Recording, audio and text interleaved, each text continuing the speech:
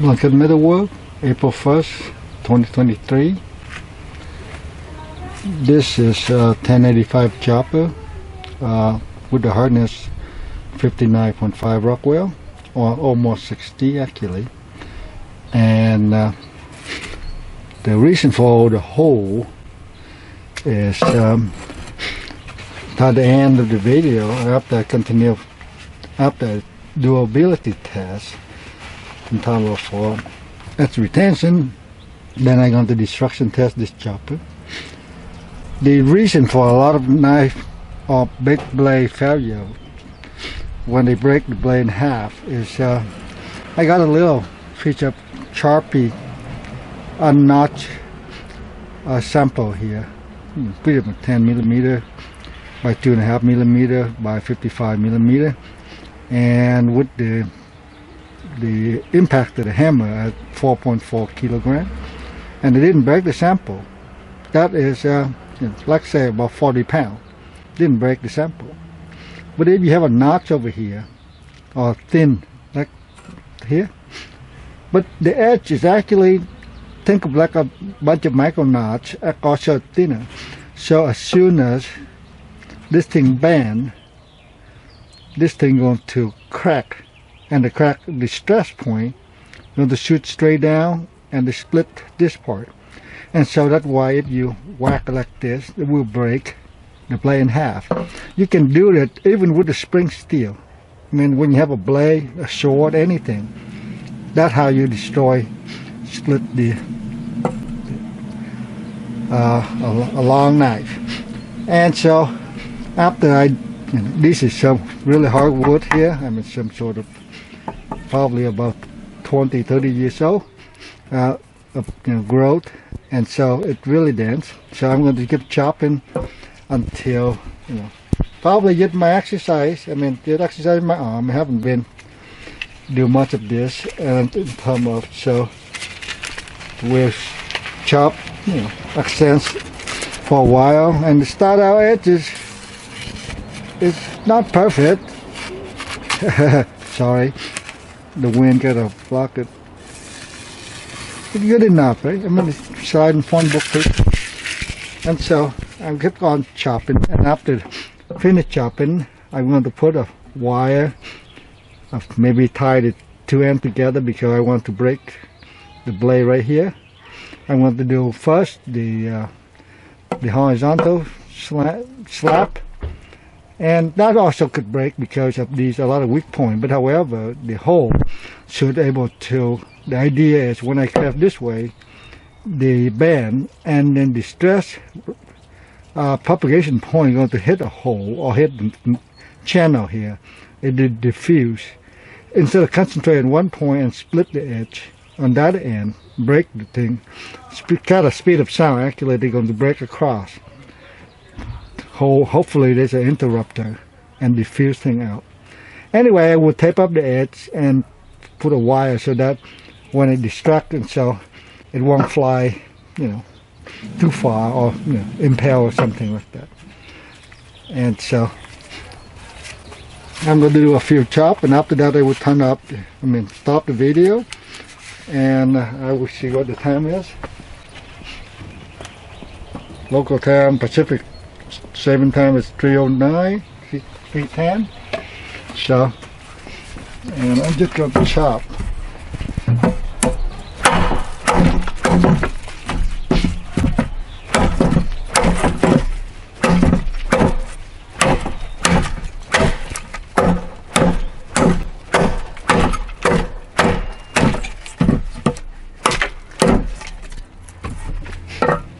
Well, this 18-degree edge, been at this chopping for 20 minutes, and you can see all the mark and a lot of wood chip, and this whole thing is shorter now, much shorter.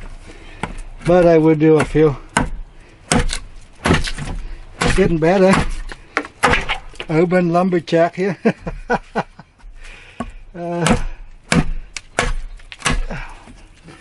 Wood chipping the hard way.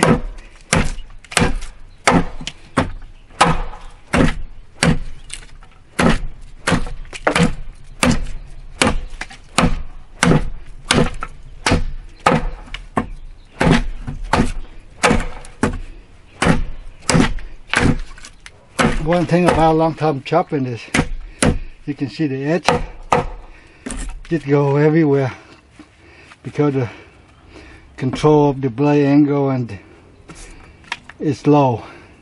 It's basically hoping that making a cut.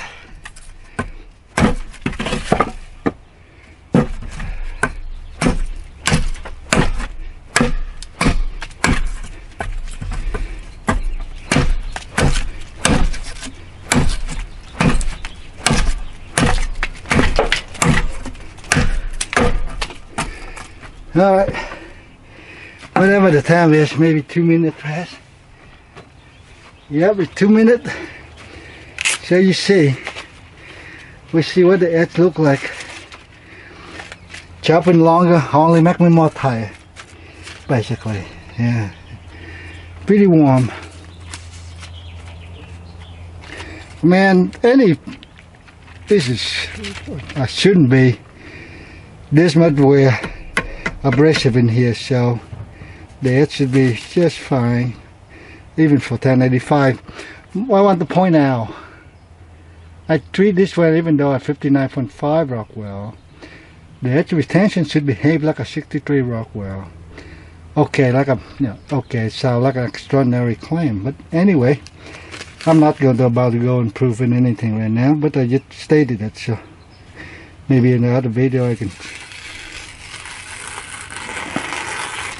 Now, as far as testing, like chopping nail and things like that, I have a blade, Sam Rockwell, Sam 18 degree precise, and this is going to go chop steel rod and such. So, but again, for this thing I could chop nail, but it fly everywhere.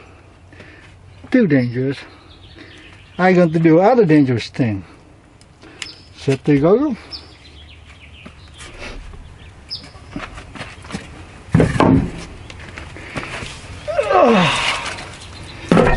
All right. I will.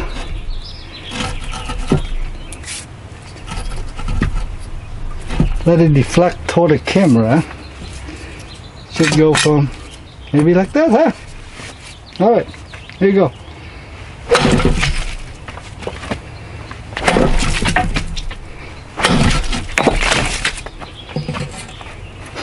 Ooh, I like the smell. It smells delicious. You know, that spark flying, delicious smell. All right, one more, huh? Oh, ta-da. Oh, come on. Break it. I want to break it. Break it.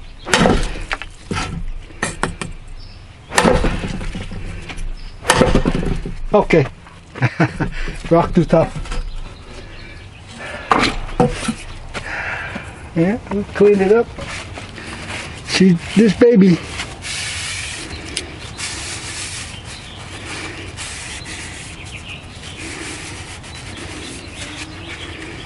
All right. There are a lot of rock on it, the white. But first of all, you can see. I don't know, they're not zoomed very well, but the edge is fine.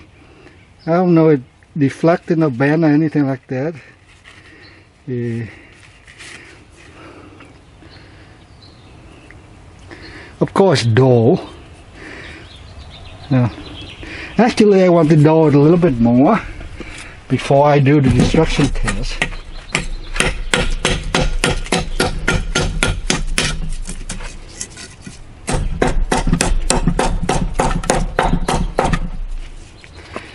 Dull the point a little bit.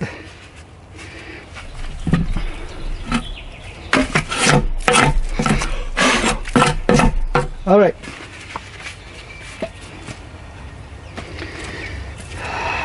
Gorilla tape.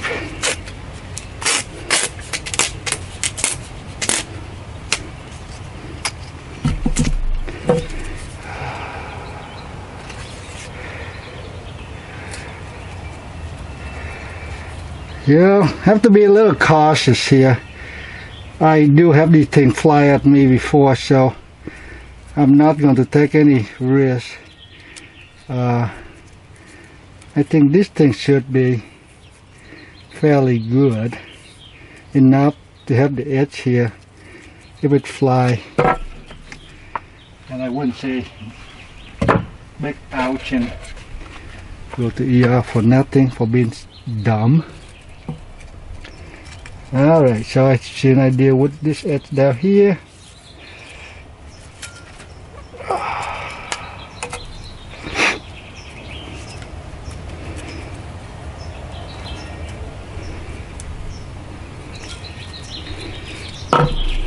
The hole's handy in this case.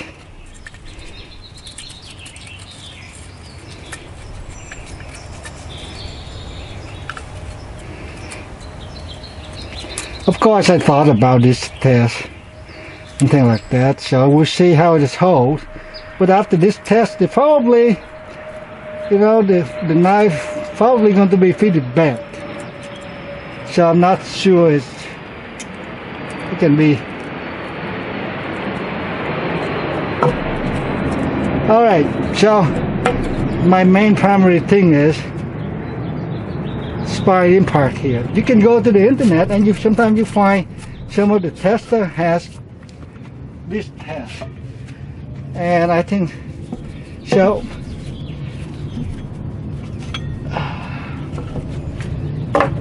This is the game.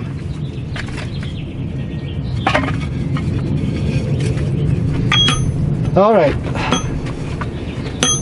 I again don't using again a lot of work, but well, we'll see.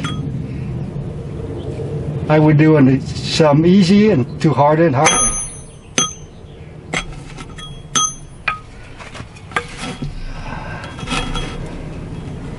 Too hard and harder. Okay.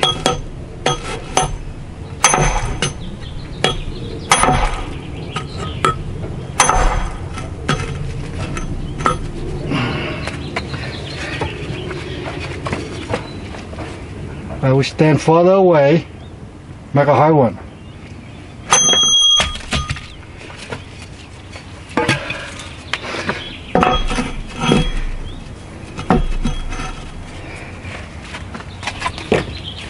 Time to put on my glove. The tank got a bounce and quite a bit of vibration. Ow! This part here bounced up and hit the padding of my palm, and it's hurt. And that is pretty hard impact. There's no sign of bending.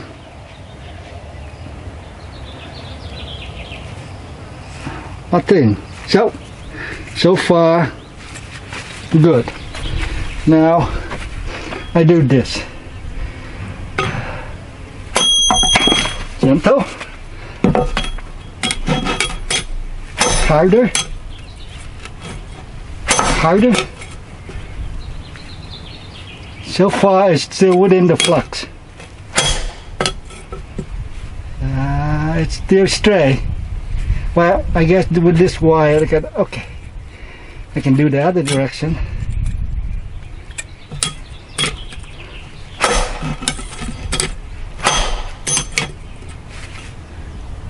Well, it's still stray. You know, I'm not sure I want to test any harder because without, okay, do one more and really hard with the spine, because this is the one it will break.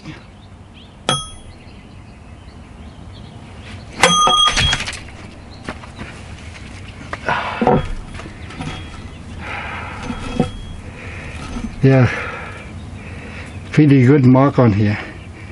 And this thing is well,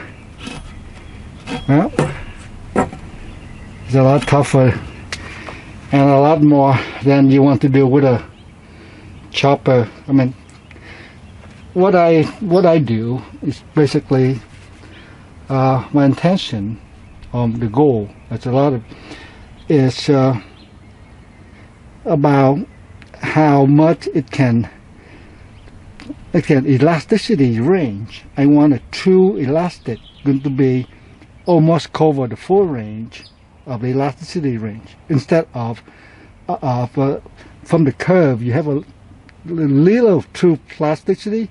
I mean, not plasticity, elasticity. That means it can flex a billion times. But if you have true proportional, meaning that each time you break, that when you have a spring, and if you doing it, say flex it, then internally the crystal break. That's why it loses strength over time, and that's why the spring becomes getting softer. At some point, it won't act like a spring anymore. So, but if you have true proportional, I mean true elastic, that means not basically, I mean 99.99% of the crystal inside did not break. So now you can flex pretty much a billion cycle. But of course, I will do a spring test at some point. But anyway, well, I thought this thing would kind of fail, but maybe the design successful, or maybe the impact and the stress wasn't high enough in the first place. Thanks for watching.